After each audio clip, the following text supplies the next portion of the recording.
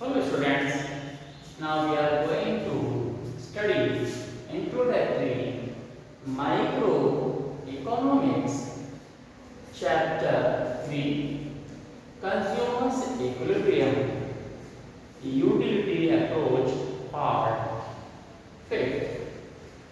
Okay students, now in this part we are going to discussing about the consumer equilibrium in case of two commodity. तो यहाँ हम दो commodity के case में consumer किस तरह से अपने इक्विलिब्रियम को अचीव करता है, कैसे वो अपने इक्विलिब्रियम को हिट करता है, उसके बारे में हम आपको यहाँ बताएंगे। हमने लास्ट टाइम आपको इंट्रोडक्शन दिया था कि हम किस तरह से जो कंज्यूमर का जो इक्विलिब्रियम है वो हम यहाँ पर उसकी कंडीशंस को लिखेंगे और वो कंडीशन सबसे पहले आपके पास आती है सिंगल आर्टिकल की फॉर्म में और फिर उसे कंबाइन कर दिया जाता है। तो पहले हम जो कंज्यूमर इक्विलिब्रियम इसमें in case of two commodity, consumer equilibrium किसमें होगा इन केस ऑफ, यहाँ आप यहाँ लिख सकते हैं in case of two commodity, two commodity. तो ये जो हमारे पास दो कमोडिटी हैं इनके अगर कंडीशंस दी हुई हो तो हम किस तरह से निकालेंगे उसके कंज्यूमर इक्विलिब्रियम को वो यहाँ पर देखेंगे। In case of two commodity consumer equilibrium, तो इसकी कंडीशंस क्या होती हैं। अब यहाँ पर दो आर्टिकल्स हैं, दो आपके पास आर्टिकल दिए हुए हैं, उसमें हम कह सकते हैं एक एक्स आर्टिकल है और एक वाई आर्टिकल है। तो अगर हम कंडीशंस की ओर देखें तो कंडीशंस क्या होता है कि हम लिखते हैं पहला हमारे पास क्या रहता है, हम यहाँ लिखेंगे फॉर एक्स गुड्स, पहली गुड्स हमारे पास क्या है for x goods. Okay,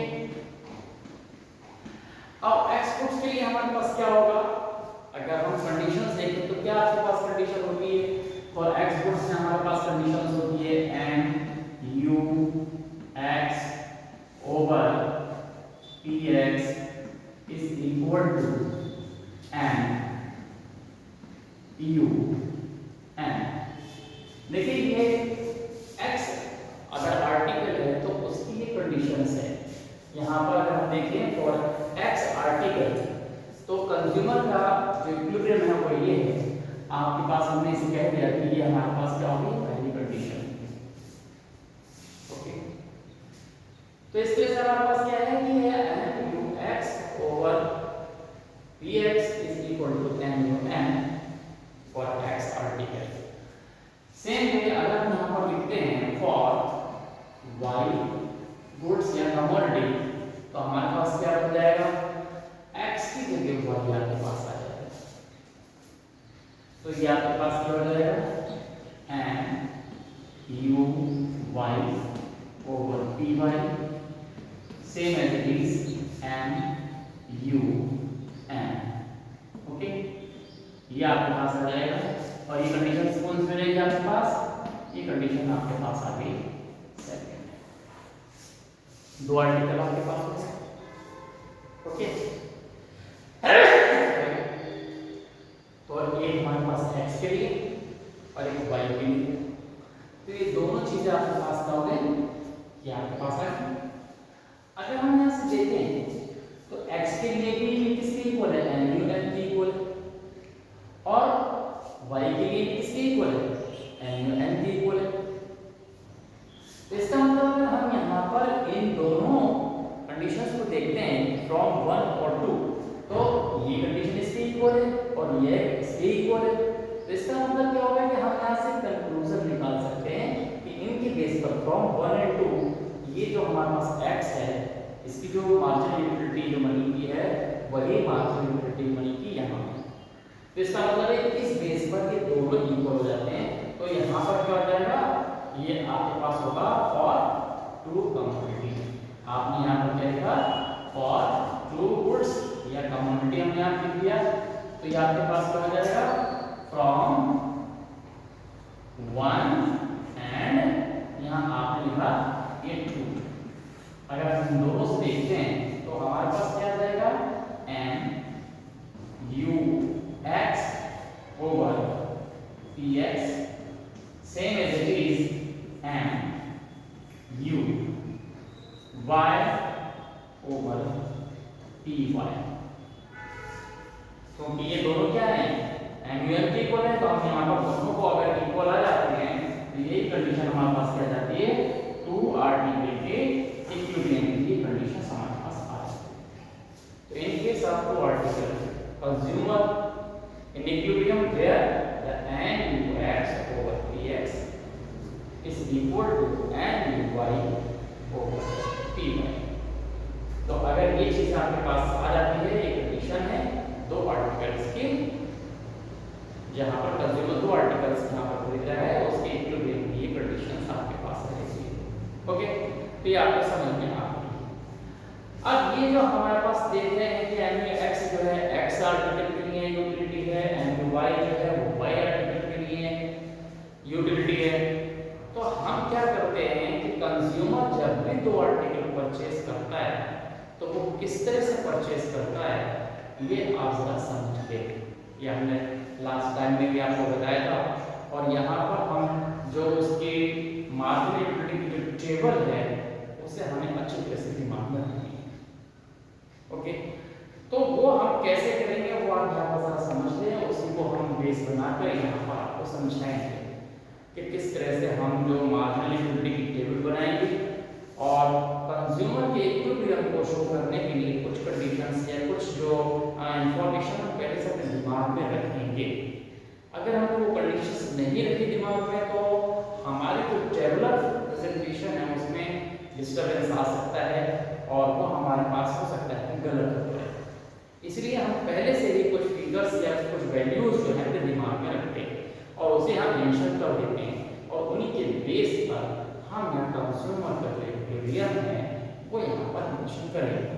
okay, तो यहाँ देखते हैं कैसे करेंगे। तो यहाँ हमारे पास क्या है कि सबसे पहले हमें क्या करना होगा, हमें जो मार्जिनल यूटिलिटी की टेबल है उस टेबल को यहाँ पर बनाना होगा। तो वो टेबल अब बुक से आप देखें तो वो रखने के लिए अगर आप चाहें तो रख सकते हैं, लेकिन रखने में नुकसान ये रहेगा क्या कोई वैल्यू भी गड़बड़ हो गई तो आप उसमें क्वेश्चन पूरा कर नहीं पाते। तो यहाँ पर क्या है, थोड़ा सा बस आपको एक टेक्निक ध्यान में रखनी है और उसी के बेस पर हमें यहाँ पर मार्जिनल यूटिलिटी टेबल यहाँ पर बनानी होगी। और दूसरी चीज ये कि कंज्यूमर का जो इक्विलिब्रियम है उसे हम क्या करते हैं, कुछ प्री डिटरमाइंड वैल्यूज के बेस पर ही हम यहाँ बनाएंगे। तो यहाँ हम मान लेते हैं कि जो Px है, Px का मतलब है कि प्राइस ऑफ x आर्टिकल वो कितना है। आप यहाँ पर कुछ भी मान सकते हैं। तो मान लीजिए कि x जो आर्टिकल है वो कितने का है, वो यहाँ पर ₹8 कर दीजिए। ओके, इसी तरह से हम y आर्टिकल की बात कर लेते हैं। तो y आर्टिकल का भी प्राइस हम सेम ले लेते हैं, Py वो कितना है, वो भी ₹8 लाइक दिस। ओके, जब हमने यहाँ पर ये ₹8 का x आर्टिकल मिल रहा है, ₹8 का y आर्टिकल मिल रहा है, हमने इक्वल जो प्राइस लिए हैं उसके पीछे भी लॉजिक है। अगर हम अलग अलग प्राइस लेते हैं तो हमें क्या करना पड़ता है, MUX ओवर PX के लिए एक टेबल बनानी और MUY ओवर PY के लिए एक टेबल बनानी पड़ेगी। इसलिए हम क्या करते हैं कि दोनों के वैल्यू को सेम लेने पर क्या होगा, हम जो मार्जिनल यूटिलिटी है हम उसी टेबल से ही काम कर सकते हैं क्योंकि रिजल्ट सेम ही रहेंगे। यूटिलिटी दोनों के लिए बराबर रहेगी। वहां पर हमें Px अलग अलग होगा तो फिर हमें पहले इक्वल करना पड़ता है। यहाँ पर अगर इक्वल है तो जो सेक्रीफाई है वो भी आपके पास सेम ही रहेगा। तो अब हम इसके लिए सबसे पहले हम ये देखेंगे कि कंज्यूमर के पास रुपए कितने हैं, क्योंकि कंज्यूमर को अपने सारे रुपए भी खर्च करने होंगे और मैक्सिमम यूटिलिटी भी उसको लेनी होगी। तो यहाँ पहले यहाँ पर टेबल यहाँ बना लेते हैं, उस टेबल के बेस पर यहाँ देखेंगे कि हम कितने अमाउंट को हम पहले डिटरमाइन करें। तो देखिए अगर हम यहाँ पर यहाँ देखिए यहाँ ये जो आपके पास है ये यूनिट्स आपने यहाँ पर लिख दिया, ओके, और यहाँ पर एन यू एक्स लिख दिया और यहाँ पर एन यू वाई। अब दोनों के लिए एक ही प्राइस दिया हुआ है तो दोनों को हम एक ही बेस पे दिखाएंगे। और यहाँ पर हमारे पास क्या है, ये हमारे पास क्या है, ये यूनिट्स हैं, ये हमारे पास यूनिट्स हो गई हैं। तो यहाँ पर 1 2 3 4 5 6 7 8 9 10, ये कुछ यूनिट हम यहाँ पर नोट कर लेंगे। अब देखिए हमें ये यूनिट्स यहाँ पर परचेज करनी है। अब यहाँ पर मार्जिनल यूटिलिटी हमें यहाँ पर, तो मार्जिनल यूटिलिटी लेने के लिए आपको एक कॉन्सेप्ट दिमाग में रखना पड़ेगा कि x की कुछ वैल्यू ऐसी होनी चाहिए कि जो y की यूटिलिटी में भी आए। क्यों? क्योंकि वहां आपने देखा था कि जहां mu(x/px = mu(y/py) दोनों बराबर होंगे, वहीं पर कंज्यूमर का इक्विलिब्रियम होगा। और कंज्यूमर का इक्विलिब्रियम जहां होगा वहां पर वो अपना खर्च भी सारा कर रहा है और उसे जो यूटिलिटी है वो मैक्सिमम मिलेगी, सैटिस्फैक्शन उसका मैक्सिमम है। तो इसके लिए हम क्या करेंगे कि अगर कोई भी हमने ऐसी वैल्यू लिख ली तो हो सकता है कि हमारा जो है जो वैल्यूज हैं वो हमें डिस्टर्ब कर देंगे, हम बार बार मिटाने की कोशिश करेंगे कि नहीं यार आप दूसरी वैल्यू लेंगे प्रति से। तो उससे बचने के लिए हम क्या करते हैं, एक छोटे से टेक्निक यहाँ हम ले लेते हैं। अब उसके लिए हम क्या कहते हैं कि एक आपको a की टेबल और एक आपको y की टेबल। x की टेबल में हम कोई ऐसा नंबर ले, जैसे मान लिया हमने यहाँ x की टेबल में 8 की टेबल ले ली और y में हमने 4 की टेबल ले ली। तो 8 और 4 की टेबल में कुछ नंबर कॉमन जरूर मिलेंगे, तो वहीं पर हम डिटरमाइन करेंगे कि कहां पर इक्विलिब्रियम है।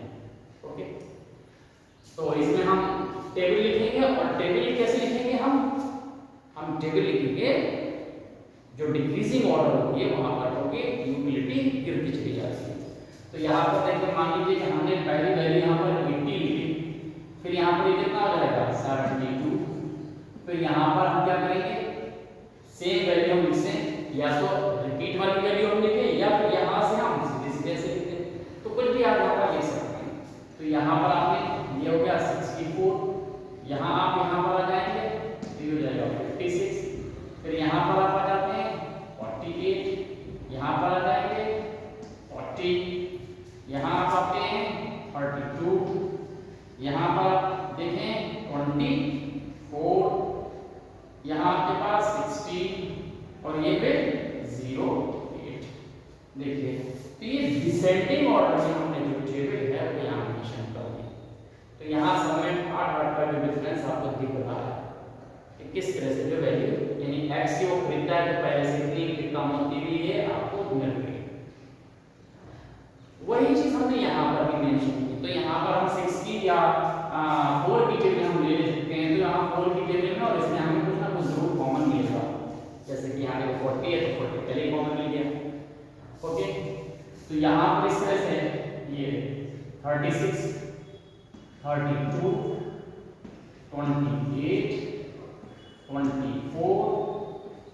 20, इस तरह से हम यहाँ पर 16 12, यहाँ पर 8 और यहाँ पर 4। ये देखिए अब आपके पास एक ये यूटिलिटी की टेबल फिगर तैयार होगी। ये जो आपको पहले से आपने ये जो प्री डिटरमिनेशन रखा अपने दिमाग में, क्या हमने क्या करना है डिसेंडिंग ऑर्डर में एक 4 की टेबल और एक की टेबल लिख लेंगे, तो आप यहाँ रखिए। ओके, अब हमें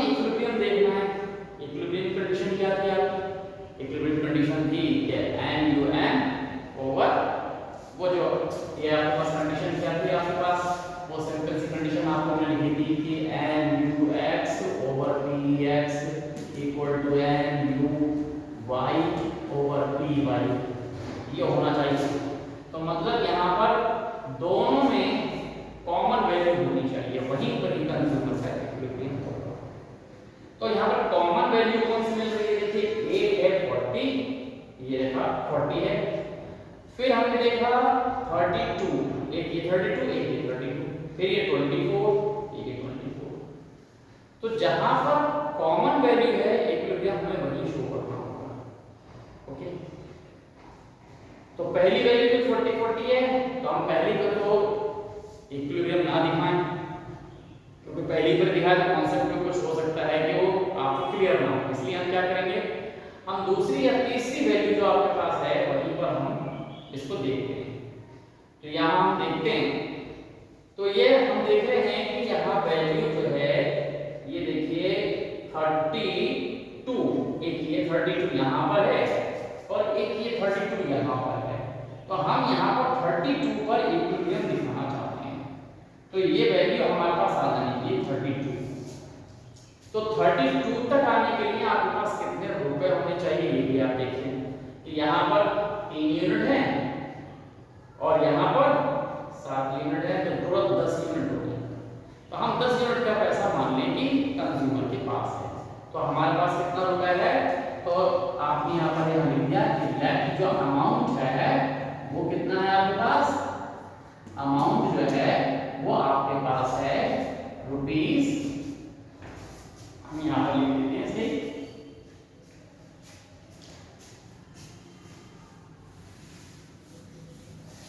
अमाउंट जो है वो आपके पास कितना है रुपीस 80। ओके, और यहाँ आपने देख ही लिया कि ये जो पी एक्स है वो भी आपके पास कितना है रुपीस 8 और पी वाई है वो भी आपके पास रुपीस कितना है 8। तो इस तरह से हमारे पास क्या है, ये कंडीशंस यहाँ हो गई। ओके, तो अब हम इसके बेस पर यहाँ पर परचेसिंग करते हैं। तो कैसे आपके पास परचेसिंग होगी, यहाँ जरा देखें, हमने आपको बताया था कि कंज्यूमर किस तरह से परचेस करता है, पहला आर्टिकल कौन सा खरीदेगा।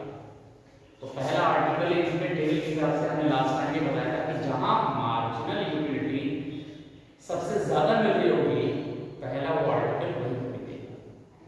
तो सबसे पहले हमने एक्स और वाई में देखा यूटिलिटी सबसे ज्यादा किसकी है, 80 की, तो पहले वो एक्स को खरीदेगा, पहली यूनिट ये खरीदेगा, कहां ये खरीदेगा, पहली यूनिट ये खरीदी 8 रुपए उसके खर्च हो गए। अब दूसरी खरीदता है, तो दूसरी कौन सी खरीदेगा, जहां इन दोनों में उसे मैक्सिमम क्या मिल रहा है यूटिलिटी, तो दूसरी बार में क्या ये 72 वाली खरीदेगा। अभी भी उसने एक्स खरीदी, क्यों, क्योंकि ये इस 40 से ज्यादा है, तो जब तक 40 से ज्यादा है तब तक वो क्या खरीदता है, ये खरीदी, फिर ये भी खरीदी उसने, फिर यहाँ पर ये खरीदी और फिर उसने ये वाली भी खरीदी, और यहाँ इसके बाद उसने 40 यहाँ और 40 यहाँ, इन दोनों के लिए वो बराबर है, तो वो उसे यहाँ चेक करना पड़ेगा कि ये 40 ये खरीद रहा है, ये खरीद रहा है, कि ऐसा तो नहीं कि यहाँ पर उसका इक्विलिब्रियम आ गया हो। तो अगर इक्विलिब्रियम आ गया हो, जैसे यहाँ पर इसने 40 ये खरीदी 40 ये खरीदी, तो 40 यहाँ बराबर आ गया। तो अब आप देखिए कौन सा हो गया केस फर्स्ट, यहाँ पर जो हो जाएगा वो केस जो है वो आपके पास हो गया first, where N U X over P X is equal to N U Y over P Y is equal to. पहले केस में देखें, यहाँ जहाँ बराबर है कहाँ, वहां पर उसका इक्विलिब्रियम तो नहीं है, तो इसमें यहाँ कैसे पता लगेगा कि जो उसकी इनकम है वो सब खत्म हो जानी चाहिए। तो यहाँ पर देखते हैं, तो यहाँ पर आप लिख दिया expenditure on x goods, x goods पर कितना खर्च हो रहा है, देखिए एक्स की कितनी आर्टिकल खरीदी जा रही है, यहाँ से उसने खरीदी 1 2 3 4 5 6 आर्टिकल खरीदी, तो ये 6 खरीदी, तो एक्सपेंडिचर का मतलब हो गया 6 खरीदी और एक कितने की है 8 की, तो कितने रुपए हो गए टोटल 8 जा 48, इतने रुपए उसने एक्स पर खर्च कर दिए। ओके, अब दूसरा एक्सपेंडिचर ऑन वाई गुड्स। अब वाई पर कितना उसने खर्च किया, वाई पर उसने, वाई है तो वाई पर उसने एक ही खर्च किया है, तो वाई पर कितना खर्च हो जाएगा, वहां पर 1 यूनिट है और कितने रुपए की, 8 की, तो ये कितने खर्च हो गए, ये हो गए 8 रुपए। तो टोटल कितना हो जाएगा यहाँ पर, अगर आप यहाँ पर देखें टोटल कितना होगा, टोटल आपके पास यह ऐड कर दिया आपने तो ये हो गया 56 रुपीस। अब देखिए 56 रुपीस उसने 56 खर्च कर दिए, लेकिन उसके पास है कितने, 80 रुपीस। इसका मतलब अभी इक्विलिब्रियम नहीं आया है, तो वो आगे और खरीदेगा। तो जब तक उसके सारे रुपए खर्च ना हो जाए तब तक ये गेट एंड ट्रायल वाली कंडीशन चलती रहेगी। अब देखिए तो अगली यूनिट को कौन सा खरीदेगा, यहाँ पर ये खरीदेगा, फिर यहाँ उसने 32 ये खरीदी और 32 यहाँ पर। अब देखिए 32 यहाँ पर इक्विवेलेंट जो हमारे पास जो कंडीशन है वो यहाँ पर आ रही है, ये 32 यहाँ पर भी है आपके पास, जैसे वहां 40 था ऐसे ही यहाँ पर 32 यहाँ पर भी है, ये आपके साथ पहली कंडीशन में ये आपके पास आ गया, तो दूसरी कंडीशन में 32 आ गया। अब केस 2 कर दिए आपने, या आपने लिखा केस सेकंड। अब केस सेकंड में क्या है, where m ux over px is equal to m uy over py equal to कितना है 30। आप 32 पर देख लीजिए, तो 32 पर आपने खर्च देखा कितना हो गया, तो यहाँ पर लिखा आपने एक्सपेंडिचर ऑन एक्स गुड्स कितना हो गया, एक्स की कितनी यूनिट खरीदी जा रही है, 7 खरीदी जा रही है, तो 7 का मतलब कितना हो गया, 7 into 8, तो ये आपके पास कितना हो जाएगा, 7 into 8 मतलब रुपीस कितने हो गए, 7 8 जा 56। सेम कंडीशन यहाँ फिर से लिखेंगे, एक्सपेंडिचर ऑन वाई गुड्स। अब वाई गुड्स पर उसने कितना खर्च किया, वाई कितनी खरीद रहा है, 3, तो ये 3 into 8 मीन रुपीस कितने हो गए, ये हो गए 24। अब यहाँ पर टोटल कर लीजिए, तो टोटल आपके पास कितना हो गया,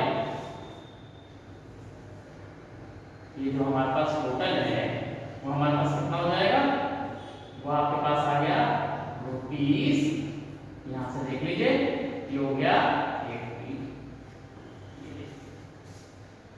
80 रुपीस हो गए उसके। अब 80 हो गए तो मतलब क्या हो गया कि उसका खर्च भी 80 रुपीस है, 80 रुपीस खर्च हो रहा है, उसके पास है भी इतने, तो इसका मतलब है कि ये जो कंडीशन है दोनों जगह इक्वल हो गई, ये कंडीशन दोनों इक्वल हो गई।